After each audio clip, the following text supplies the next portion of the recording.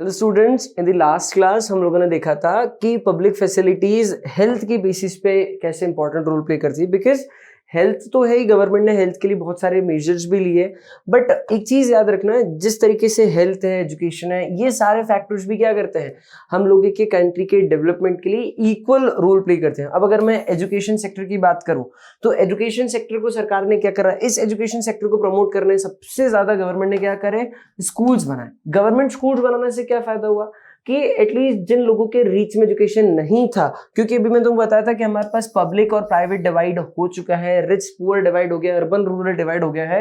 तो government schools के कारण जो लोग एजुकेशन अफोर्ड नहीं कर पा रहे थे, they are also getting fair education. तो उसके कारण क्या हुआ, अपना ये डेवलपमेंट भी हुआ।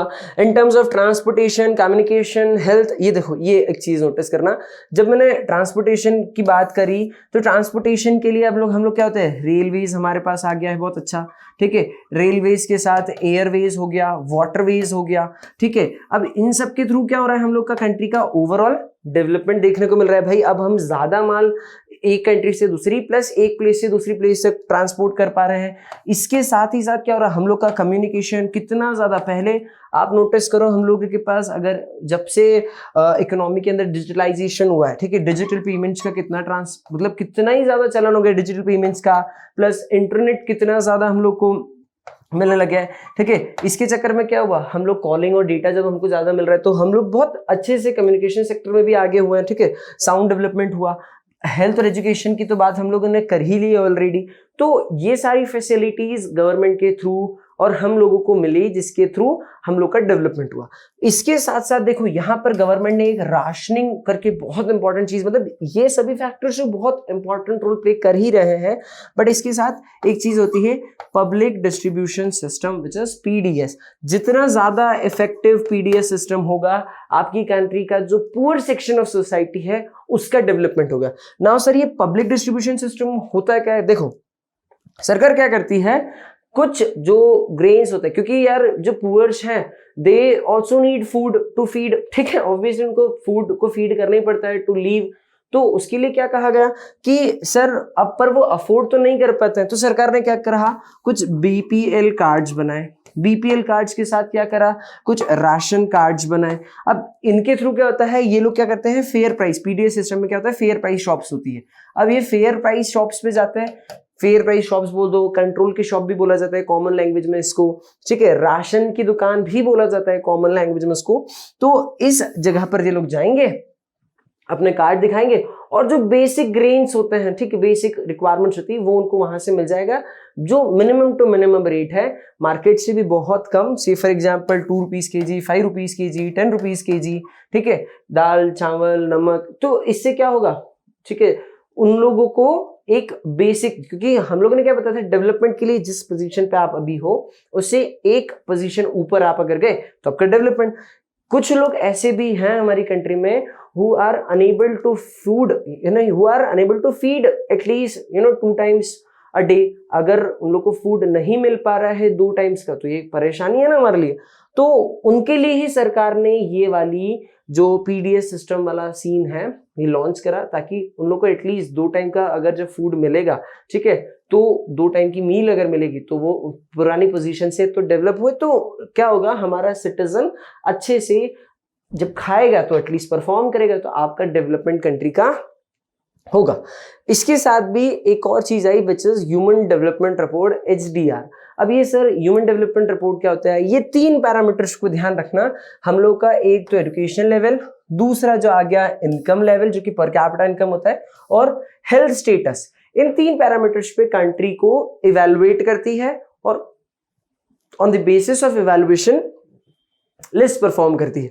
अब ये लिस्ट जो बनाती है, वो लिस्ट पब्लिश करने कौन पब्लिश करता है सर, यूएनडीपी। ये एक फॉर एग्जाम में क्वेश्चन पूछ सकते हैं, यूएनडीपी मतलब यूनाइटेड नेशन डेवलपमेंट प्रोग्राम।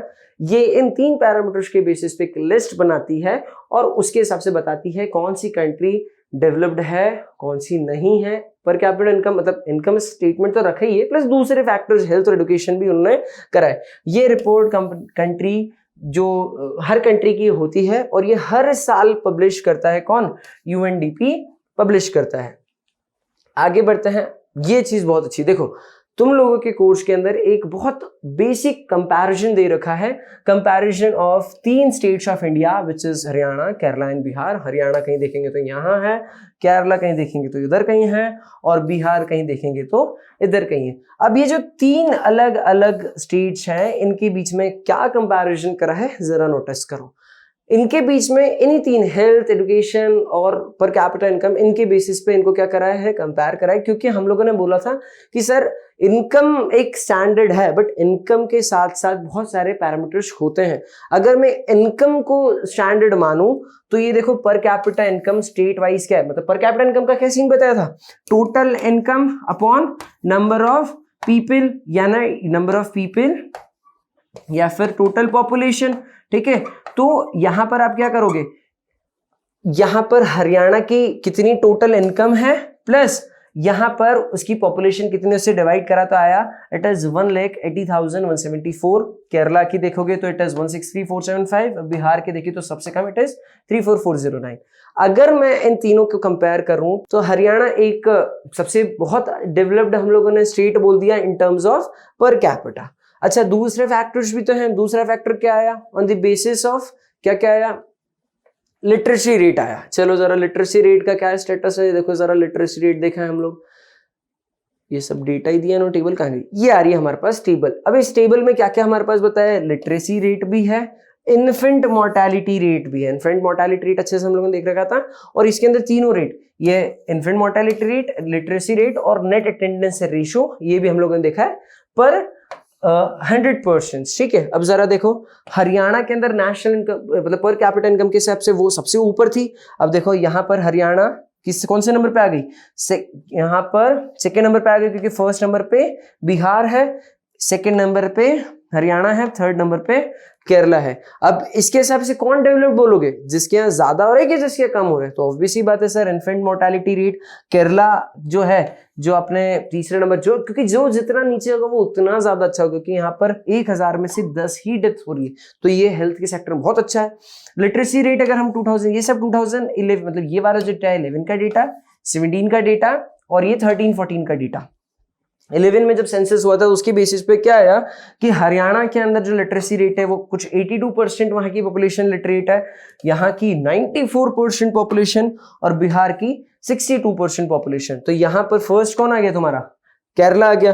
तो सर अभी इनकम के बेस पे हो सकता है जो हरियाणा है वो फर्स्ट नंबर पे है, लेकिन अगर आप यहाँ पर दूसरे इन्फेंट मोर्टेलिटी रेट और लिटरेसी रेट की बात करो तो केरला ने टॉप मारा है।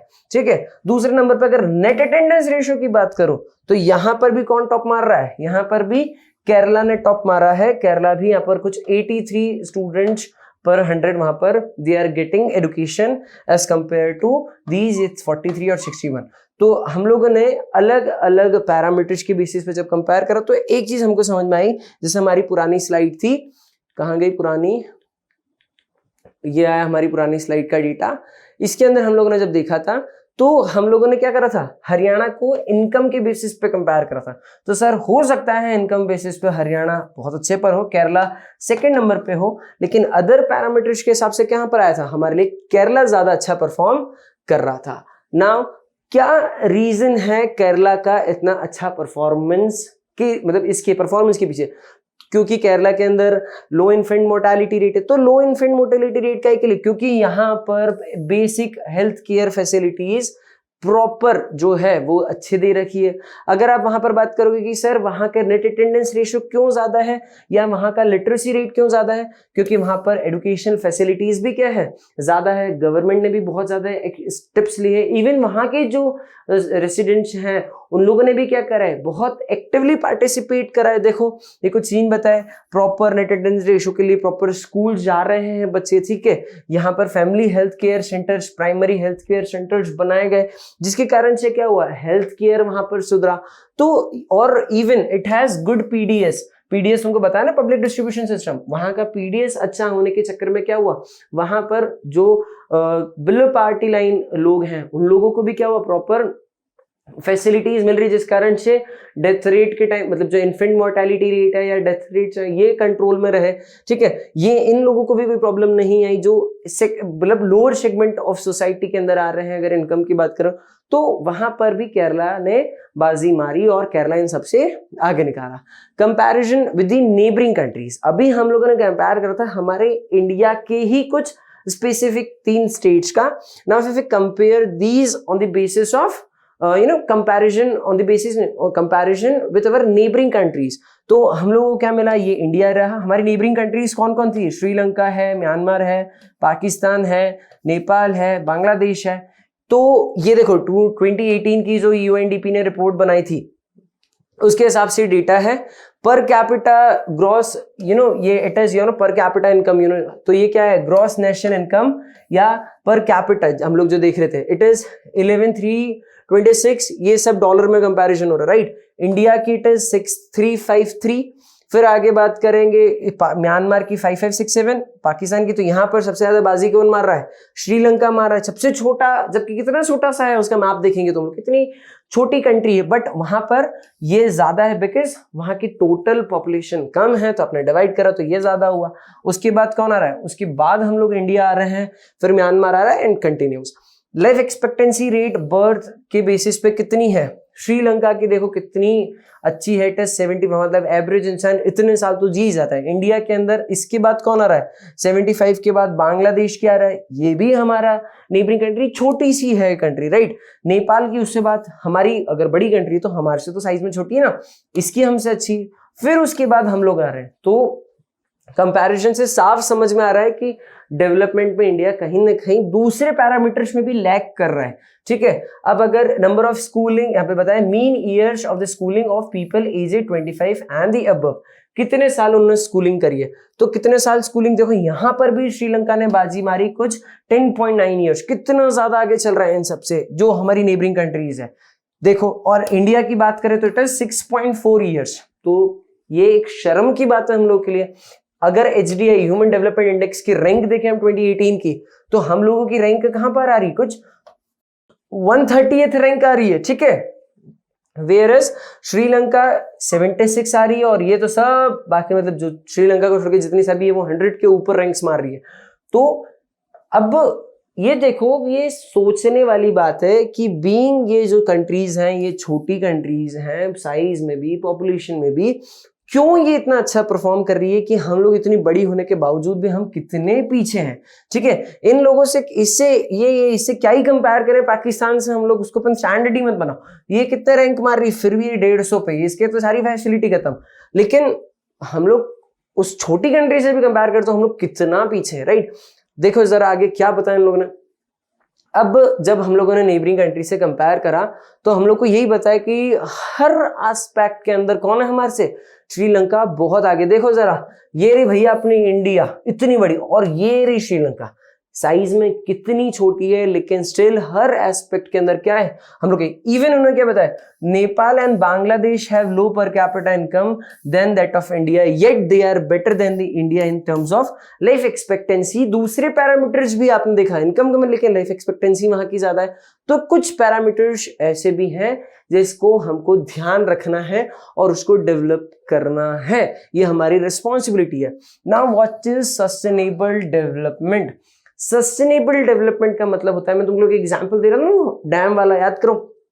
सस्टेनेबल डेवलपमेंट का मतलब होता है, देखो, कि इस तरीके से डेवलपमेंट करना कि हमारी जो करंट नीड्स हैं, आज की जो बेसिक नीड्स है वो फुलफिल हो, प्लस उसके साथ ही हम लोग वो फ्यूचर जनरेशन के लिए दे पाए। तुम लोग को पता है ना कि हम लोग के पास जो फ्रेश वाटर है वो सबसे ज्यादा ग्लेशियर के फॉर्मेट में है, तो ये ग्लेशियर तो हम यूज ही नहीं कर पा रहे हैं। इसके बाद कौन है, इसके बाद जो वाटर है वो दैट इज ग्राउंड वाटर। तुम लोग को पता है ग्राउंड वाटर का लेवल भी बहुत ज्यादा कम हो चुका है। ग्राउंड वाटर के बाद आते हैं हम लोग के रिवर्स, और ये जो रिवर्स हैं कितनी पोल्यूटेड हो चुकी है। तो क्या इस तरीके से हमको हमारे पूर्वजों ने दी थी? ऑब्वियसली बात है नहीं। तो क्या हम जिस तरीके से हमारे पूर्वजों ने, क्या हम हमारी नेक्स्ट जनरेशन को देकर आ पाएंगे? क्या नहीं। तो ये गलत हो रहा है। हमको किस तरीके से डेवलप करना है, हमको सस्टेनेबल डेवलपमेंट करना है कि हम लोग एनवायरमेंट को हार्म ना करें। ठीक है, प्रेजेंट की नीड्स को फुलफिल करें, प्लस कुछ इस तरीके से उसको हम लोग रखें कि हमारी फ्यूचर की नीड्स भी हम लोग फुलफिल कर सकें। अब जरा मैं तुम लोग को एक डैम का एग्जांपल दिया था, अब जरा डैम के बाद देखो, डेवलपमेंट का एक बहुत प्राइम फैक्टर होता है। अब जहां पर डैम बना है, ठीक है, ये अपन ने डैम बनाया, ये जैसा पानी है और यहां तुमने डैम बनाया। अब जरा सोचना, जहां डैम बनाया तो डैम के लिए, डैम बनने से जो कंट्री है, तुम बोलोगे नेशन का डेवलपमेंट हुआ है, क्योंकि मैंने बताया था कुछ चीजों, एक पैरामीटर के लिए डेवलपमेंट है तो हो सकता है दूसरे के लिए वो डेवलपमेंट ना हो। तो एक व्यक्ति के लिए, नेशन के लिए तो डेवलपमेंट हुआ, बहुत ज्यादा प्रॉब्लम से बच गई। लेकिन अब ये जो एरिया था जहां पर वो हवा में तो नहीं बनाई है हम लोगों ने, जमीन पे बनाई है, तो वहां पर जो लोग एक्चुअल में रहते थे उन लोगों ने कितना सफर कराया। क्यों? क्योंकि तुम लोगों ने उनको रिलोकेट कराया है दूसरी जगह पे। वहां मान लो वो खेती करते थे, उसकी खेती वाली जगह थी, उसने सफर किया, उसकी प्रॉपर जो मान लो एग्रेरियन लैंड है वो बहुत उपजाऊ थी, फर्टाइल थी, तो उसको लॉस हुआ उस लैंड का, ठीक है। और अगर उसको कहीं दूसरी जगह सरकार की तरफ से मिल भी जाएगी तो क्या हुआ, हो सकता है वो इतना खुश ना हो, क्योंकि इस एरिया का डेवलपमेंट तो हुआ है, नेशन के डेवलपमेंट हुआ है, लेकिन इंडिविजुअल डेवलपमेंट उस पर्टिकुलर गांव का नहीं होगा। वो लोग इसीलिए अपोज करेंगे कि हमारा बहुत नुकसान होगा। तो डेवलपमेंट या सस्टेनेबल डेवलपमेंट का क्या प्राइम मोटिव होना चाहिए कि हम लोग प्रेजेंट का डेवलपमेंट करें कुछ इस तरीके से कि वो एनवायरनमेंट को हार्म नहीं करे, और फ्यूचर जनरेशंस को भी हम लोग क्या कर सकें, उसको प्रॉपरली दे सकें। और जो हम लोग एनवायरनमेंट को हम बिना एनवायरनमेंट को हार्म करें, हम लोग प्रॉपर डेवलपमेंट नहीं कर पाते। बहुत सारे प्रॉब्लम्स है, क्योंकि अभी डैम बनाएंगे तो उसके कारण फायदे तो होंगे, लेकिन क्या होगा, उस पर हमको कुछ ना कुछ कहीं ना कहीं कॉम्प्रोमाइज और कहीं ना कहीं सफर करना पड़ेगा। तो ये चीज क्या बताती है कि विद द मिनिमम लॉस, आपको बहुत कम से कम लॉस या नो लॉस वाली पॉलिसी ध्यान में रखना है, कि जो दूसरे लोग हैं उससे दूसरों को कहीं ना कहीं नुकसान ना हो, या जो हो वो बहुत कम हो, जिसकी भरपाई इजीली की जा सके हमारे एनवायरनमेंट में। ये चीज हमको ध्यान रखना पड़ती है और हमको रखना चाहिए। यही हम लोग के लिए एक बहुत इंपॉर्टेंट सीख है इस चैप्टर से। And from the sustainable development, sustainable development का ग्राउंड वाटर का भी एक एग्जांपल दिया कि क्या हो रहा है, ग्राउंड वाटर ही हम लोग को क्या कहते हैं, पानी, जितने भी क्रॉप्स है उसको पानी देने के लिए चाहिए, बेसिक हम लोग के रिक्वायरमेंट्स के लिए ग्राउंड। लेकिन अभी क्या हो रहा है, हम लोगों ने जब से फर्टिलाइजर्स या HYV सीड्स का यूज करा है, इसके कारण जो ग्राउंड वाटर है ना, ये बहुत कम हो गया, क्योंकि बहुत ज्यादा पानी लगता है। तो उस कारण से हमारी, ऐसा बोलते हैं कि हम लोग के पास जो ग्राउंड वाटर है नेक्स्ट 20 मतलब 15 to 25 ईयर्स की रेंज अगर देख लें, तो इतना पानी नहीं बेचा है कि हम लोग ग्राउंड वाटर इतनी, कि हम लोग इस जनरेशन इतने समय तक भी जा सके। जैसे पेट्रोल का देखते हैं, ठीक है, कि पेट्रोल खत्म हो रहा है, इसी तो ईवीज पे शिफ्ट किया जा रहा है, इलेक्ट्रॉनिक व्हीकल्स पे, ठीक है, या फ्यूल गैसेज, हम क्लीनर फ्यूल्स बोलते हैं, CNG LPG। तो इसके लिए क्यों जाया जा रहा है, क्योंकि हम लोग नेक्स्ट जनरेशन के लिए तो बचाएं भैया, बहुत समय लगता है इस, तो ग्राउंड वाटर के लिए भी तुमने देखा होगा कि बेटर अब वाटर को किस तरीके से हार्वेस्ट करना है। हर जगह बोला जा रहा है कि रेन वाटर हार्वेस्टिंग करो, क्योंकि हम लोगों को जो हम लोग का ग्राउंड वाटर लेवल है इसको भी क्या करना है, इंक्रीज करना है, क्योंकि हमको सस्टेनेबल डेवलपमेंट की पॉलिसी को ध्यान में रखना है। ये और क्या बताया इन्होंने, क्योंकि एनवायरमेंटल डिग्रेडेशन नहीं होना है, सिंपल सी बात उन्होंने बताई। That's it in this sustainable development topic and in this chapter. Thank you so much.